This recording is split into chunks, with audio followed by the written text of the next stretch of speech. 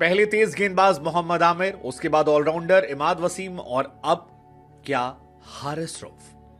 इस वक्त की सबसे बड़ी और अहम खबर से आपको आगाह करेंगे कि मोहम्मद आमिर, इमाद वसीम के बाद क्या हारिस रऊफ भी इंटरनेशनल क्रिकेट से रिटायरमेंट का ऐलान करने जा रहे हैं। इस हवाले से क्या अपडेट्स आ रही हैं हम आपको सुनाएंगे भारत के सहाफी शुभांकर मिश्रा से कि वो इस बारे में क्या हमें अपडेट्स देने जा रहे हैं। क्या ये खबर है, ये खबर ऑथेंटिक है कि क्या हारिस रऊफ भी पैसों की खातिर अब लीग्स खेलने के लिए इन पाकिस्तान क्रिकेट को अलविदा करने जा रहे हैं, खासकर टेस्ट के हवाले से, क्योंकि उन्होंने मोहम्मद हफीज का कहना था कि हमने टेस्ट करवाए थे हारिस रऊफ के, वो बिल्कुल फिट हैं। लेकिन ये खबर हम आपको सुनवाएंगे भारत के सहाफी शुभांकर मिश्रा से, वो मजीद हमें डिटेल में बताएंगे कि क्या अपडेट्स हैं। उससे पहले आपको बताते चलें कि बाबर आजम को ऑस्ट्रेलिया के खिलाफ टेस्ट में किस नंबर पर खिलाया जाएगा। इस हवाले से जब सहाफी ने सवाल किया तो कप्तान शाहिद मंसूर ने कहा है कि बाबर आजम की पोजीशन को नहीं छेड़ा जाएगा, वो जहां खेलते हैं वहीं खेलेंगे। तो क्या अपडेट्स हैं जानते रहें आज की हमारी इस रिपोर्ट में। सोशल मीडिया पर या कहें कि टीवी अखबारों में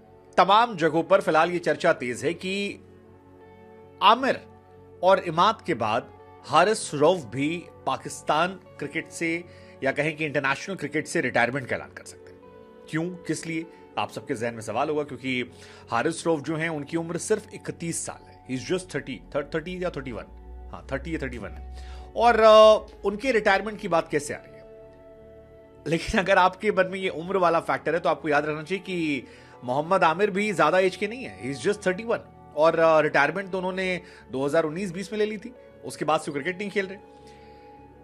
फिलहाल ये नामुमकिन जैसा नहीं, मतलब पहली नजर में हो सकता है ये खबर आपको अफवाह लग रही हो, लेकिन जब आप इसके बाकी कॉन्टेक्स्ट देखेंगे तो आपको ये हैरान नहीं करेगी। और उसकी वजह है हाल फिलहाल में हारिस रऊफ के साथ जो घटनाक्रम हुई, जिस तरह से चीजें हुई, उसके बाद ऐसा लगता है कि हारिस रऊफ भी ऐसा कर सकते हैं। क्यों?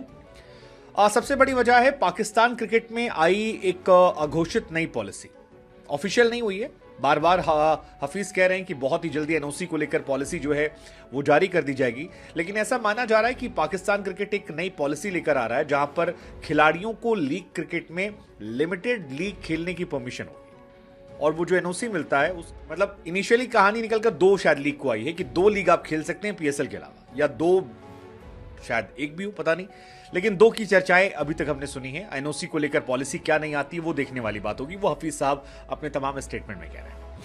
अब सवाल यह है कि बाबर आजम के अलावा जितने भी पाकिस्तान के स्टार प्लेयर हैं वो ज्यादातर दुनिया भर की सारी लीग खेलते हैं। मतलब वो बांग्लादेश भी जाते हैं, श्रीलंका भी जाते हैं, वेस्ट इंडीज भी खेलते हैं, फिर T10 खेलते हैं, फिर कनाडा जितनी दुनिया की लीग होती है वो खेलते हैं, सारी लीग में जाते हैं। और आईपीएल में तो अलाउड नहीं है इंडिया पाकिस्तान की वजह से, लेकिन अब बाकी जगहों पर वो जाते हैं, खेलते हैं, एक्सेप्ट फॉर बाबर आजम, वो थोड़ा कम जाते हैं, बाकी लोग ज्यादा जाते हैं।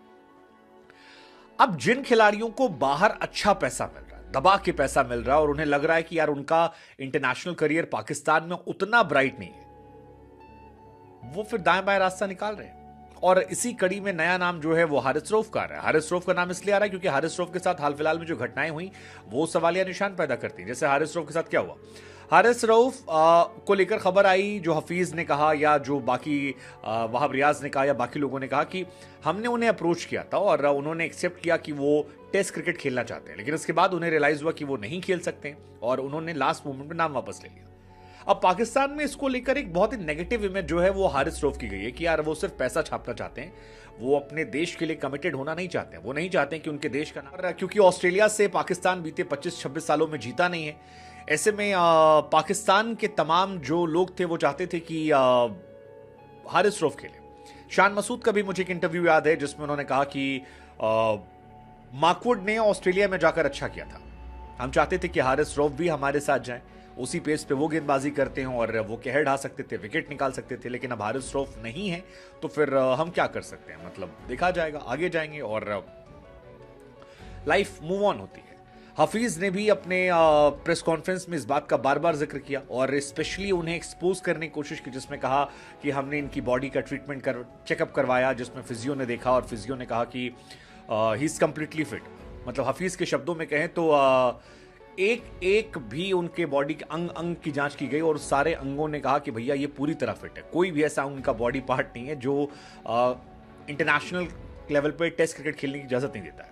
फिर उन्होंने ये भी एक्सपोज करने की कोशिश की कि हमने 10-12 ओवर कहा गेंदबाजी कर लेना, लेकिन वो उसको भी तैयार नहीं हुए। तो अगर आप कॉन्ट्रैक्टेड प्लेयर हैं और आपको मौका मिला है तो फिर ये तरीका नहीं चल पाएगा। और फिर हफीज़ ने यह भी कहा कि कॉन्ट्रैक्ट में अगर आपका नहीं नाम है तो आगे कॉन्ट्रैक्ट हम रिवाइव करेंगे, उन खिलाड़ियों को मौका देंगे जो हर फॉर्मेट खेलेंगे। उन्होंने तो कहा कि मैंने आमिर को भी कॉल किया था, मैंने कॉल किया था सब